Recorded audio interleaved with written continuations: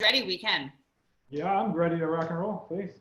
All right. Well, everyone, we've had a little hiatus, a little break. So welcome back to Mariano's Meetups. We're thrilled tonight to have Charles Joly, who not only is an old friend of ours and a colleague, but just an all-around great, fun person who's going to teach us some really cool cocktails for the 4th of July. I think those of you who have joined us before, you know the rules. We did start this platform when the coronavirus pandemic hit and we were all social distancing and sheltering in place. Now that things have lifted, we're back in action because we realized that a lot of you still like to join us for this time we have together and to learn some tips from some of these awesome, great individuals like Charles. I'm gonna let him tell you about himself, but I've known Charles for quite a long time. I've learned a lot from him over the years. He is a global award-winning bartender, mixologist, expert. He's a James Beard Award winner.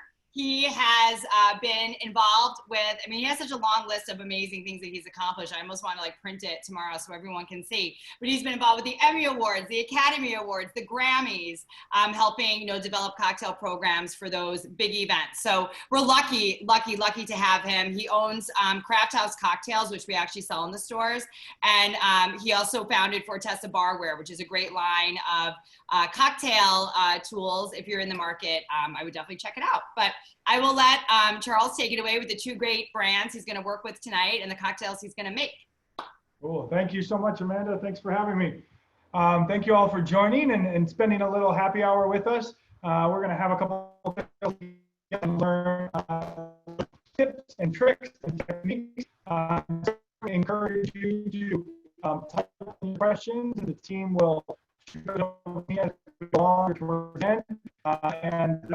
Yeah, we're doing some really fun, lighthearted summer cocktails. Utilizing both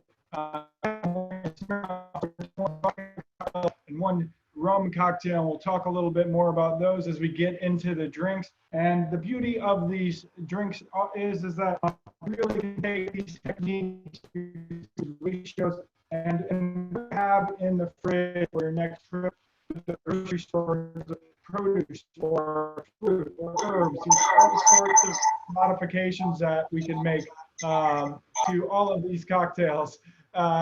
So really, as we go through as well, please keep in mind that precision or if I a little bit, it's not your puppy is not so and really as we know as well, these recipes are guidelines. So take them, taste. Everyone has a little bit of a different palate.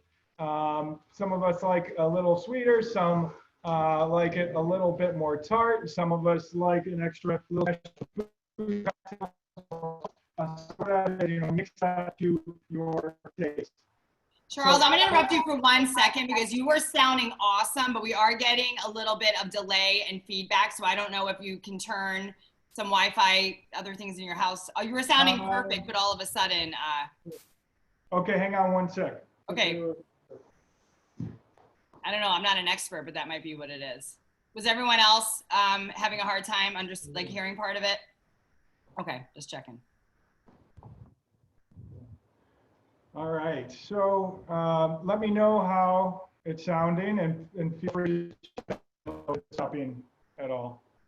It sounded, you keep going in and out a little bit, but let's keep rolling and maybe we'll see how it goes. You don't have it on another device, do you? I love that we tested, everyone, sorry. Do you have it, you don't have it on your phone or anything open, do you? No, I turned it off and I unplugged the other item. You sound fine now, so let's just keep going and we'll see. All right, cool. Just let me know if feel free. Just give me a little wave if it's breaking up or something. Okay. All right, great.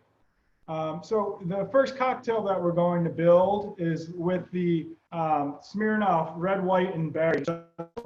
It's vodka that has very fast for weekend. Summer vibes.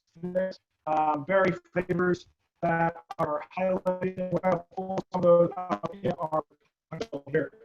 Nice thing about this cocktail is going to make it called Summer Smash.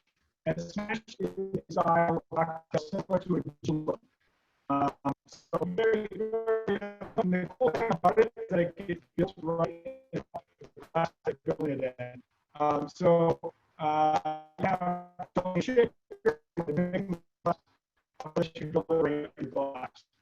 Charles, we're going to interrupt one more time because we're having the feedback thing happen. I just want to make sure that everyone who is participating, I know Sarah's muted everyone, but if you're not on mute, if you don't mind muting, we're not really sure why we're getting this feedback, but we want to try everything possible to make sure that we can hear every single word that Charles says because he's amazing. Okay.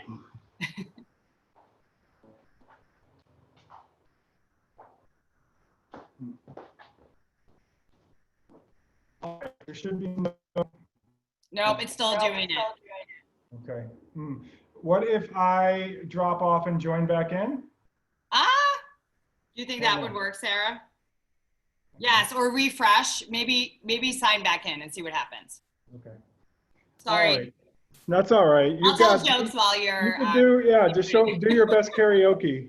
All right, I'll be right back. I don't really know any jokes, but I will say one thing I have learned from these amazing classes that we've done with everyone is that you learn a lot from actually reading the bottles, whether it's wine or spirits. Sometimes I don't really look at the bottles, but I mean, if you read, you'll find out, what this special release of this vodka is, and the same thing on wines. It's like really informative. But I love that it looks like a summer popsicle. It's like like if you actually, I don't know if anyone there has it on hand or has purchased it, but it has like a really cool label, and it's very it looks very frosted. So this will be a refreshing vodka for the summer and for tonight. So we're excited, but it gives you like a little story on the back and a few ideas for recipes. All right. Hi, welcome back. Thanks everyone for your patience. Part of the new world with audio and sound and everything else. Is that coming through any more clearly, Amanda? Yes, it actually.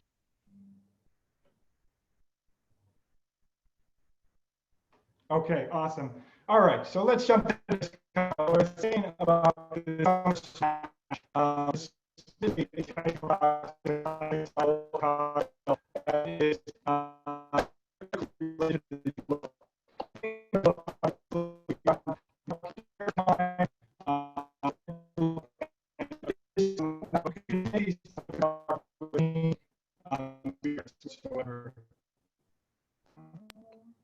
Charles, it's still happening. Maybe if you switch to your phone, maybe. I know it's not going to maybe be set up the way it is. We're going to hang in there until this works out. No, hang on.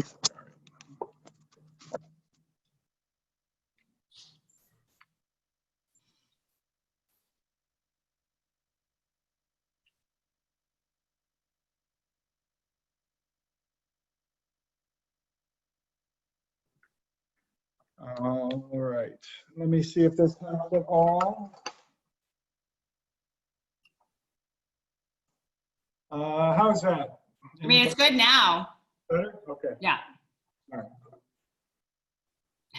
Thank you. I'm a much better bartender than I am an IT professional, I promise. None of us are IT professionals. That's the funny part of this. All right, great. Are you able to hear me and everything now? Now, yes. Okay, great. All right. Take it from the top. This is going to be the best cocktail ever Thursday. All right. So I was talking about the summer smash. And this cocktail, when I was just saying the smash is a very close relative to the julep. And of course we use bourbon or American whiskey with the julep cocktail. But here we are going to use our vodka. The smash can be made with any spirit that you have. And the fun thing about this is that you can build it right in your glass. I'm using a little julep cup or a smash cup. However, any sort of rocks glass is totally fine. A Collins glass is totally fine. Something like, a tall, like a highball style glass. Sometimes you'll hear these referred to as old-fashioned glasses or rocks glasses, either way. Charles, should I go taller than this, or do you think this is okay? No, I mean, really any glass. So your rocks glass, like you have right there, is very similar to my julep cup in terms of volume and size. And if you wanted something, if you're feeling a little longer, you can do it in a in a Collins glass as well. So the nice part about this, we're going to start with actually our herbs and our fruit. And I'd like to start us off with a tip, but before we actually get going with the cocktail. So I've got some fresh mint that I've cut here. And I want to teach you how to prep this stuff, because I'm sure all of you have used herbs. You buy them at the store, you get them home, they look great. And then the next day you go to use them and they start to wilt, they start to fall over. So with mint especially, you can make this really, really hearty with just a little bit of prep. So the first thing we're going to do is get our sprigs, and we're going to strip down our leaves so we end up with a nice stem. And this is going to be a beautiful garnish piece. We save all of our loose leaves off to the side in a bowl. And this is going to be our muddling mint, or the mint that we're going to use in our cocktail. If you have a bunch of mint left over, or it's the end of the season and you're growing mint, dry that out and you could make wonderful tea out of it. So just go ahead and strip the stems down so you have a nice clean stem. And then you're going to take your mint and submerge it in ice water with the head facing down. And I've already done that to the mint that I have on my bar top here that we're going to use. You just leave it for 10, 15 minutes. It doesn't matter. You can't leave it in there for too long, really, in ice water. Take it out, give the bottoms a cut, and then just put them into room temp water. And I prepped this mint probably, at least an hour ago, and you can see how kind of pert and firm it is. And so it's really ready to use. And I do this, I've worked at Kentucky Derby and made cocktails down at Churchill Downs several years. And we will prep hundreds and hundreds of pounds of mint this way.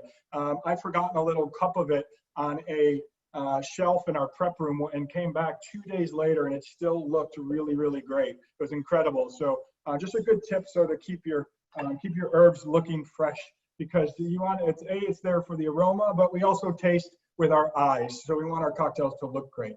So first things first, take some of your mint leaves that we've stripped off of the stems, and we're going to put them in. I probably grabbed 8 to 10 of them there. I've got some fresh raspberries and some fresh blueberries that I've rinsed off and cleaned. So I'm going to throw a few of each of those into the bottom of my cup, straight in. But next, I'm going to add some of the liquid to this cup. And the reason is when I'm muddling this mint, you don't want to muddle into nothing. When you muddle into your simple syrup or your lemon, then you have some liquid there to absorb those oils and absorb the flavor. You're essentially infusing a la minute by the muddling. If you were to just do it dry, it's just going to kind of stick to the muddler. So I'm going to go ahead and add my lemon juice at this point. And we're using fresh, whenever possible, whenever humanly possible, use fresh juice. And actually, at many Mariano's locations, you'll find they have fresh juice that they make right on site there that you can buy. I cheat all the time and I buy that bulk juice when I'm doing events or if I'm having people over and I have a lot of prep to do and I don't want to sit and juice a quart of lemon juice or lime juice. It's really nice to do. So when you juice, I've just cut my lemon in half here. All I use is a little hand juicer. And my first cocktail bar for the first year, all we had was hand juicers. We had no electric juicers or anything at a place called the Drawing Room down on Rush Street back in the day. So I'm going to go ahead and squeeze my lemons. And I'm not going to throw those rinds away. I'm going to hold on to them.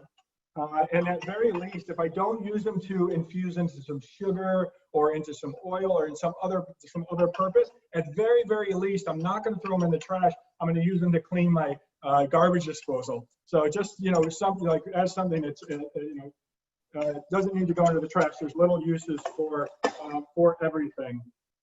For all of my measuring, I am going to use a jigger, and you can use any measuring device that you want that has your typical measures are going to be 1/4 ounce, 1/2 ounce, 3/4, 1, 1.5, 2, and really anything more than 2 ounces you don't need. And you want all of those determined. There's lots of different, whatever your favorite jigger is, you can go ahead and use that. Some of them don't have the lines labeled, or they'll just be like a big 1 ounce side and a big 2 ounce side, and none of those other measurements are marked, and it's kind of hard to know where a 1/4 ounce is or a 1/2 ounce is. So it's nice to get them when you have the actual wine inside them. Charles, where did you get that one? Is that yours? If this is one of the ones that, yeah, I designed this one.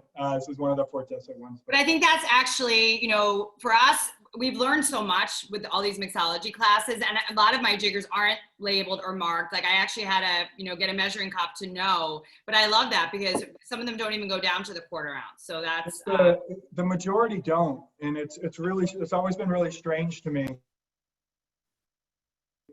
They don't have any lines on the inside, and we were very careful about the precision on these too, because it's a measuring device.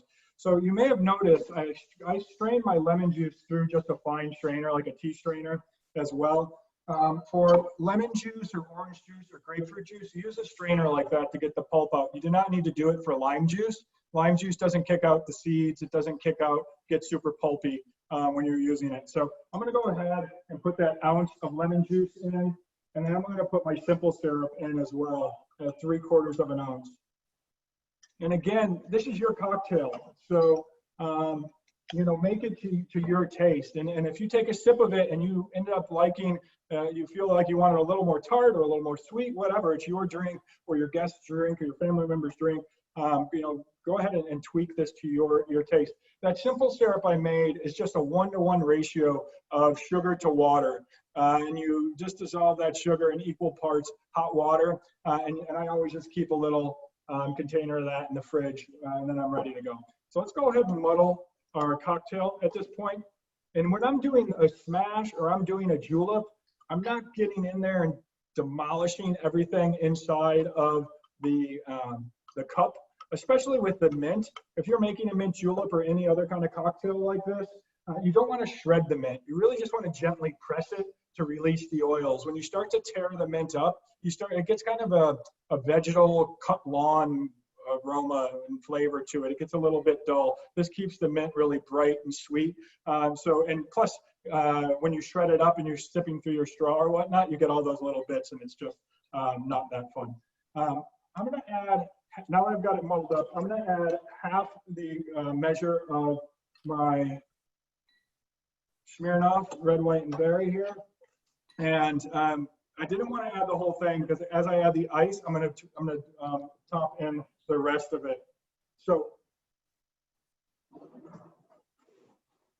you may have noticed that I called for crushed ice in this cocktail.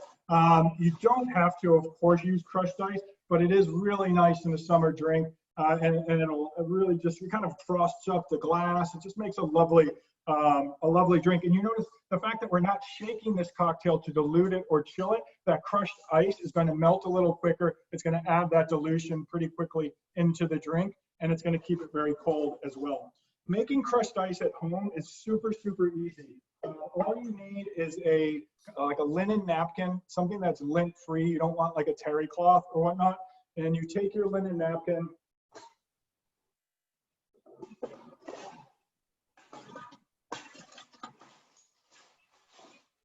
scoop your ice into it, scoop some handfuls of ice into it, and wrap it around. And then on your countertop, you can use a meat tenderizer, anything heavy. If you happen to have a comically large mallet laying around, if you're like a big Donkey Kong fan like me, I use that to crush my ice. There's also a tool that's designed for it. It's called a Lewis bag, and it's just a canvas bag. And this is doing exactly what the linen napkin does. It's just tailor-made for that. This is actually just a brand new old coin bag that you get from the bank. It was never used for coins. Of course, I wouldn't use that in my cocktail, but you put your ice in this, swing it around, and then give it some bangs. And I've crushed this up quite a bit earlier as well. It just gives you a really pretty, wonderful crushed ice.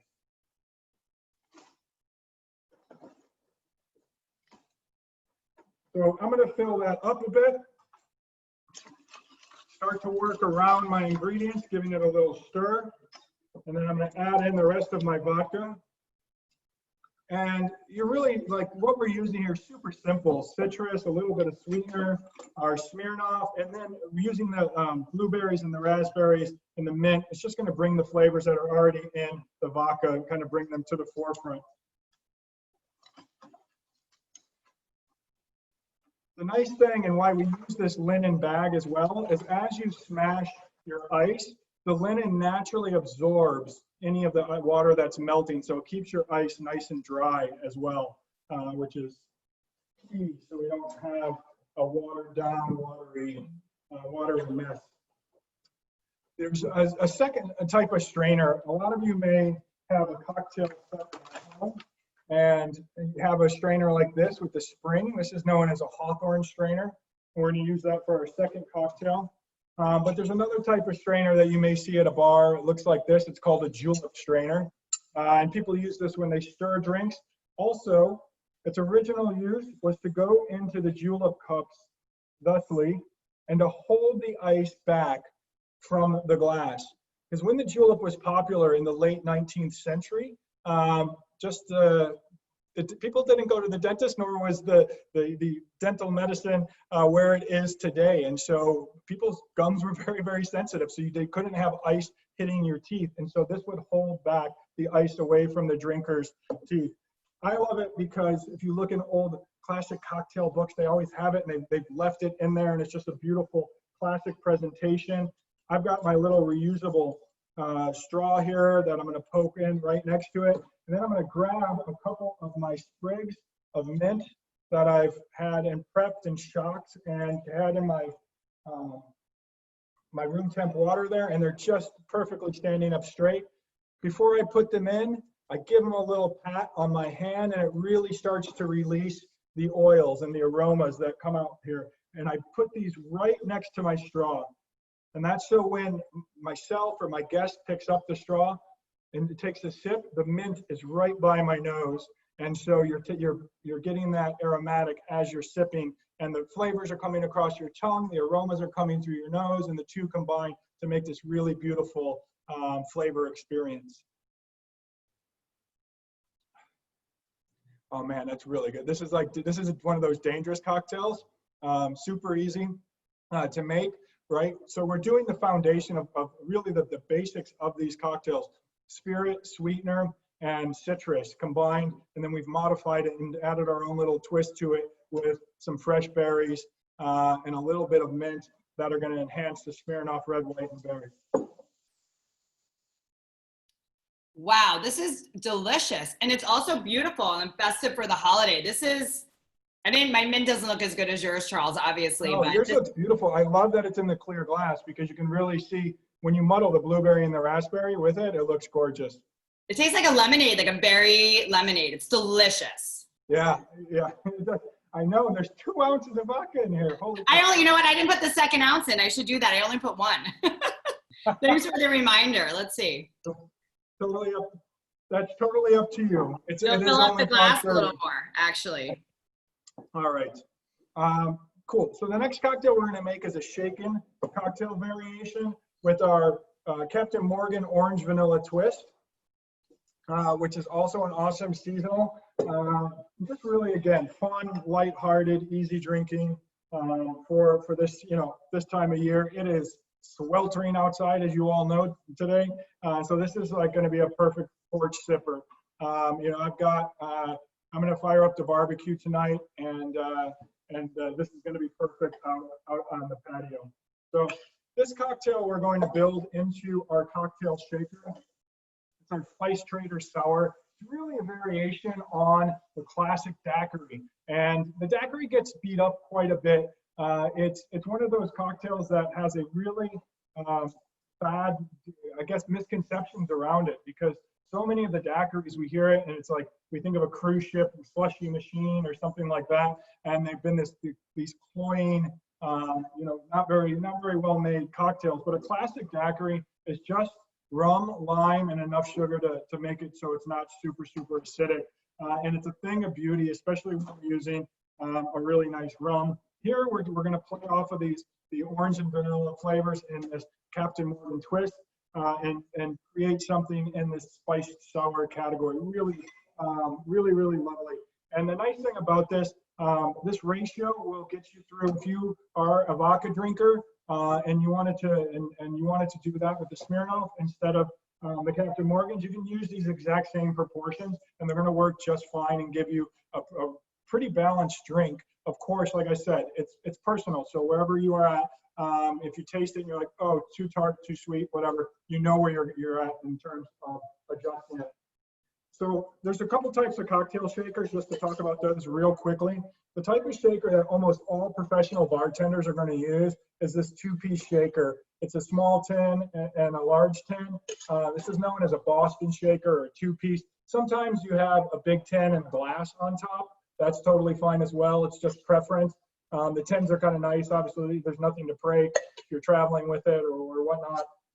There's nothing to break. The other type of shaker that you may have at home is this three-piece style that has a strainer built into the top. This is what we call a cobbler shaker. You don't see a ton of bartenders like at cocktail bars. You don't see a lot of us use these. Regionally, like in Japan, for example, they're still quite popular, and it's a very slow, methodical way of bartending. The reason I don't love these, that they're not my favorite, the cap tends to get lost if you don't make cocktails all the time. And when you shake them, if you've ever used one of these, the top piece often sticks to the base, and they can be very hard to get apart. So I like the two-piece. If you don't have a cocktail shaker at all yet, that's cool. Just like grab any type of bottle that has a top that screws on it, a mason jar, anything. Like I've done airplane mixology, hotel rooms, whatever. Like, you know, just get creative with it. It's nice to have the proper tools, but if you don't, use whatever you have. Any kind of coffee mug that has a travel mug with a screw top on it, awesome. Like, get to work. You know, it's your cocktail's not going to know how it got to the end. It's obviously a little bit more fun. All right, so I'm going to start off here, and I'm going to start with our citrus in this, and we're going lime instead of lemon in the first cocktail.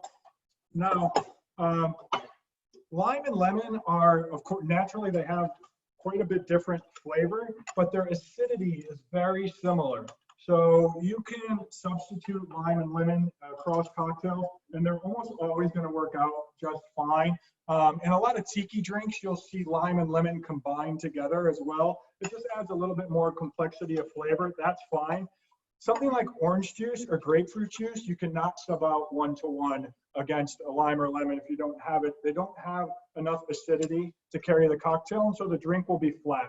It's just not going to be bright as one would think. So I'm using 3/4 of an ounce of fresh lime juice, and then I squeeze some fresh orange juice as well. And I'm just going to do 1/4 ounce of that to bring in a nice mix of citrus flavor, and also highlight some of the orange and the Captain Morgan orange vanilla twist that we have here.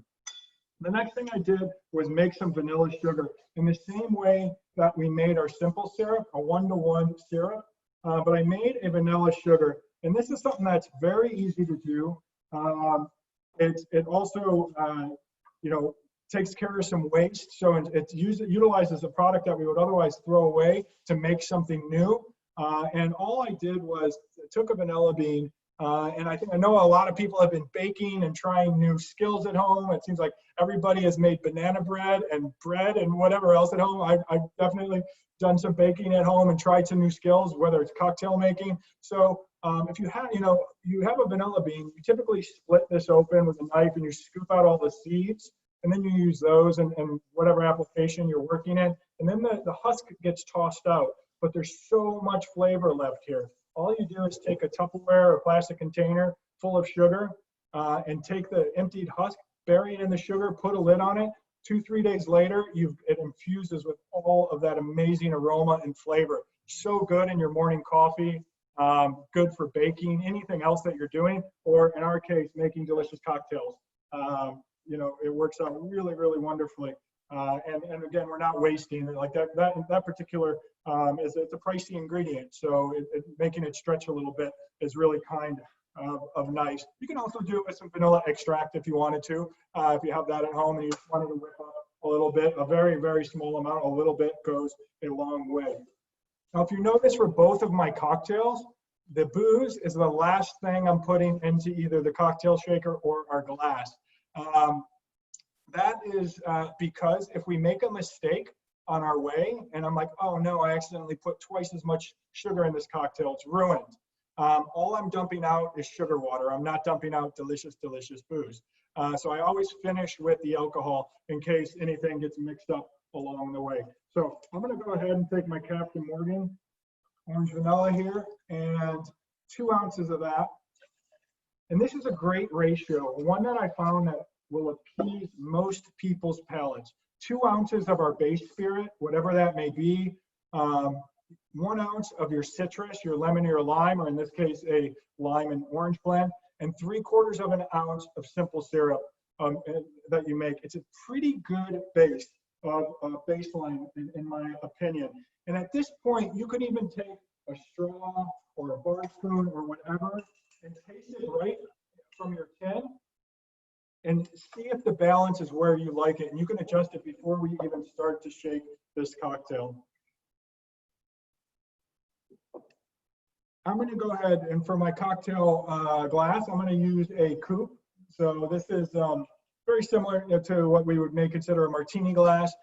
This shape has really come around, and it's really the choice of most cocktail bars today are using this curved shape coupe. I think a lot of people would look at this and they would call it like a champagne saucer because there's a long period of time where that happened. But that V-shape martini, whatever you want, this is actually a more classic style of shape. This predates the V-shaped martini glass. Glasses slowly got bigger over time, and they went from this curve to the sharp V shape. And then they got really, really big in like the 80s and early 90s, and the sizes have come down a bit, which I love.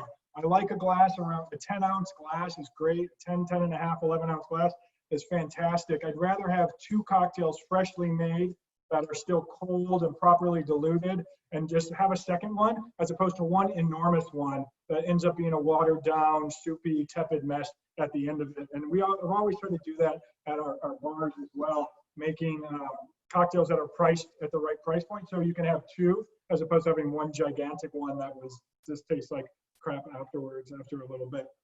All right, so I'm going to fill up my shaker here with ice. And really, when you're filling up your shaker, halfway is fine. A little past half is fine. It doesn't matter. You can certainly, in most full-size cocktail shakers like this, you can make 2 cocktails at once. Totally fine to do. One quick tip: if you are using a Boston shaker, a 2-piece shaker like this, when you put the small tin in the top, you put it in on an angle. So you can see that it is going in on an angle here, and it gives me one flat side. If you put it straight up and down and then banged it in, that's when they get stuck and they become hard to take apart. So you put it in on an angle, just give it a little tap. When you have a well-made shaker, they're really machined to fit together, precision. And when you shake it, it expands and you get this seal, you get this magic seal where the bottom should not fall out. If you're going to test that with your shaker at home, do it over your sink for the first time until you know that it's going to work. But it forms a nice watertight seal. And then to get it apart, all you need to do is create any tiny air gap, and this is going to loosen up. So you can squeeze the bottom tin and wiggle it out. You'll see bartenders shake and then give it a little tap and then pop it out, whatever you want to do for your style. The Hawthorne strainer, especially one that comes with your shaker, is going to be designed to fit perfectly in there. We just put one finger over the top, and that allows you a couple things. It doesn't your strainer won't fall off, and you can also use your finger to move the strainer forward and backwards and kind of adjust the flow and make sure that you don't have it blocking your little gap so it doesn't start to spill. And then we'll just pour that straight in for a glass. You can garnish as you like here. I'm going to add a little dash of bitters, and These aromatic bitters are the standard bitters that, are kind of the workhorse of your bar. They have what we kind of look at as baking spices, clove, cinnamon, nutmeg flavors. They go really great and just enhance the flavors that are already in the Captain Morgan.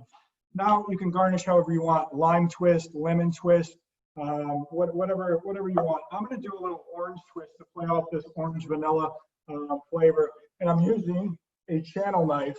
And a lot of people have these in their kitchen drawer, and they're like, "What? I don't even know what it does. I've never used it. It's been in my drawer for 6 years, and it's got this little channel in the top of it." A lot of times they have little holes at the tip, which are used for zesting citrus as well. But what the channel knife itself does is cuts a really beautiful twist. And while I'm cutting the twist, it also expels all of these gorgeous oils over the top of my cocktail. It takes a little practice to get this right, but it cuts the most beautiful twist and gives you this long, gorgeous bit of orange that we can do whatever we want. I'm going to tie a little knot and make a little twist here. Put it over the end of my cocktail. And there we go. We've got our Spice Trader Sour. I don't know, hopefully you guys got a cocktail or at least a little nip of something on ice or whatnot. You see how we did?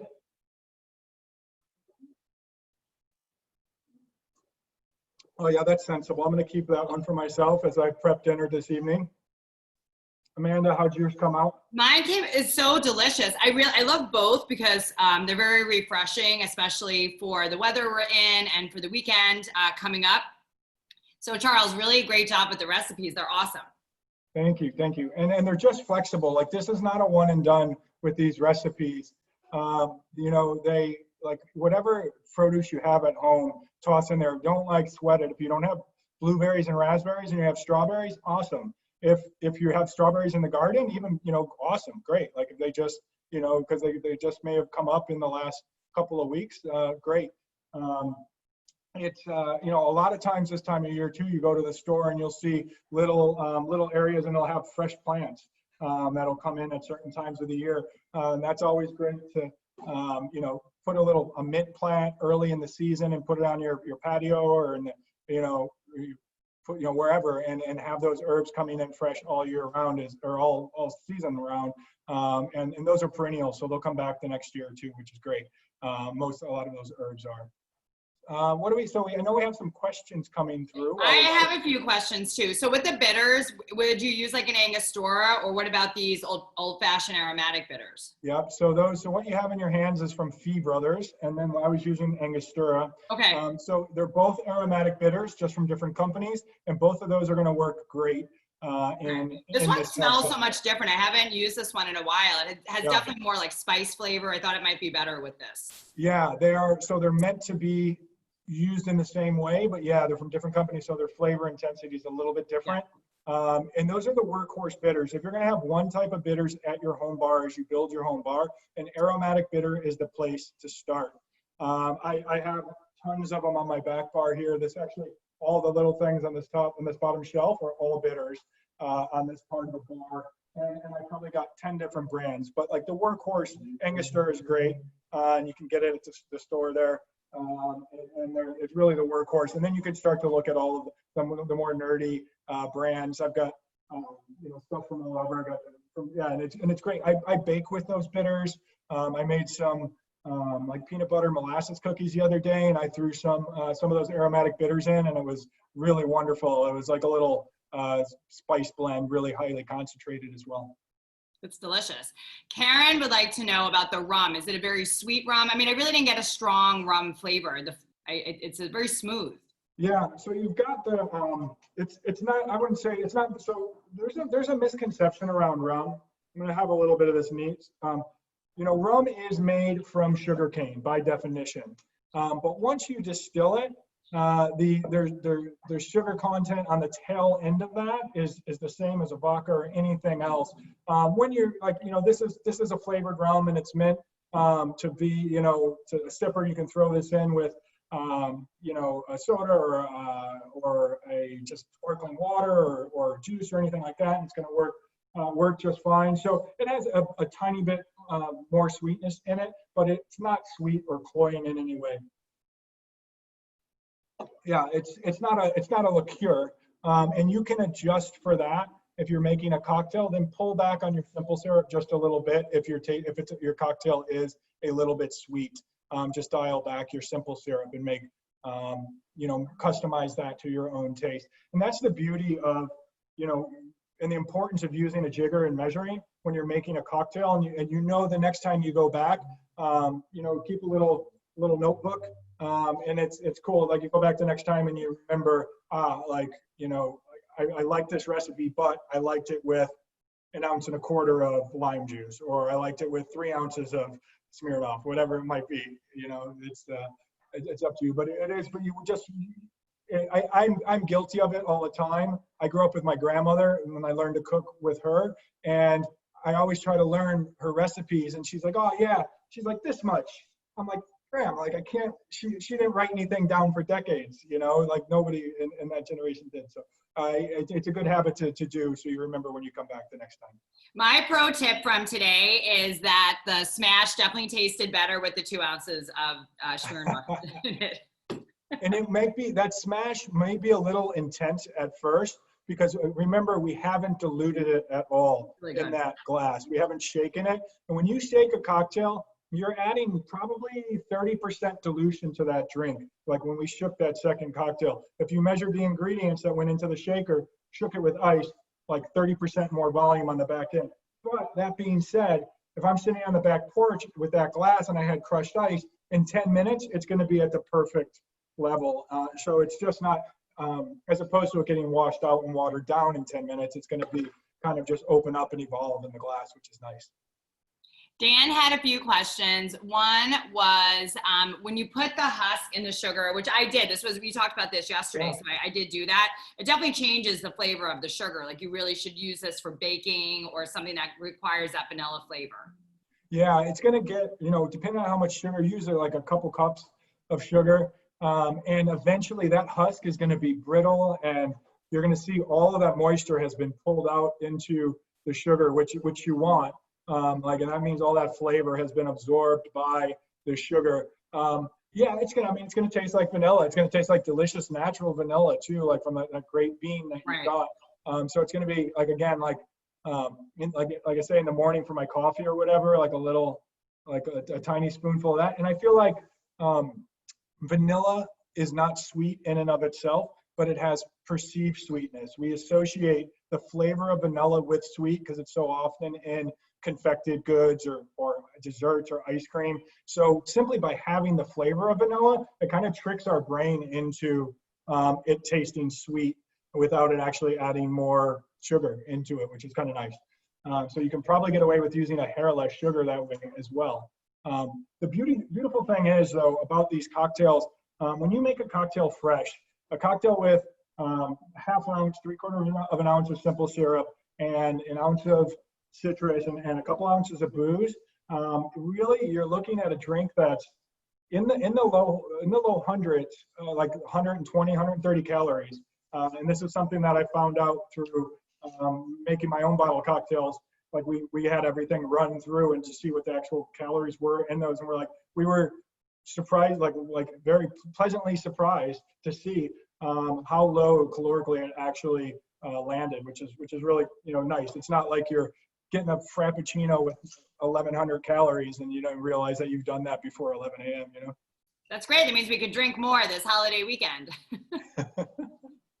Dan would also like to know, what is your favorite Chicago bar? Oh, well, it's been this bar you're looking at right now for the last 3 or 4 months. I've got so many that I love for different reasons. I'm born and raised in Chicago. I worked the last 20 years in Wicker Park and Bucktown area, and down in River North and West Loop. My last bar I ran was the Aviary. I was a beverage director over there. The city's so great. Depends on the mood. If you want a great cocktail, there's so many good places. Like the Drifter, I love. The Drifter is really wonderful. It's underneath the Green Door down off of Orleans, and it's a little speakeasy vibe to it, but totally unpretentious, killer cocktails. You know, I think some of the best drinks with the best vibes. They have little burlesque shows and stuff. But I love just a good, you know, just a good neighborhood spot too. Chicago does it so well. Ludlow Liquors, which used to be the Orbit Room, is probably the closest bar to my house, and I love it. It's bartender owned, and you have a lot of bars like that in Chicago. Sportsman Club, bartender owned, where you can get a good cocktail, and also just if you're with somebody and they just want to drink, have a beer or a vodka soda, like nobody's gonna turn their nose up. They're gonna just make you drink and have a good time. And I think that's a great place to be. Well, I think my favorite bar would be the bar that you're at right now too. I've It been looks like short on it's all guests. stocked, and yeah, and there's a resident expert. I've been limited. My guests have been a couple close friends, my partner and my puppy. So you know, and my dog doesn't drink, so luckily, but he's not bad company though. Oh, I love He that. laughs at all my jokes. It's all right. That's awesome. Well, does anyone else have any questions for Charles? It's not often we have someone as amazing as him here with us at Mariano's Meetups, and hopefully you'll come back and do another one with us, I hope. Yeah, I would love to. And thank you guys so much for having me. Thank you all for joining. And thank you to Smirnoff and Captain Morgan. The nice thing about this stuff too, I went to the store and picked these up myself as well. Super reasonable. It's a really inexpensive way. And you make a bunch of cocktails for your weekend, and you're in it for a very, they're really reasonable in terms of cost as well. So, use those few extra bucks that you save on really reasonably priced booze and get the fresh citrus. And if you can make a cup of hot tea, you can make some simple syrup. So it's really easy to do, and you'll thank yourself that difference by going fresh and just taking out those extra few minutes. You deserve it. You deserve it. You deserve the best. We do deserve it. So we'll definitely look forward to having you back again, Charles. And honestly, these cocktails were great. Both of these brands, the Red, White, and Berry and the Captain Morgan of an Orange Vanilla Twist, are limited. So they might not be in stores for that much longer. We do have them in stores now, but they're very seasonal. So we really appreciate you teaching us some tips and tricks. And everyone have a great rest of your night and a very safe 4th of July weekend. And then Charles, we'll do one last cheers, and then hopefully we'll be able to see you soon.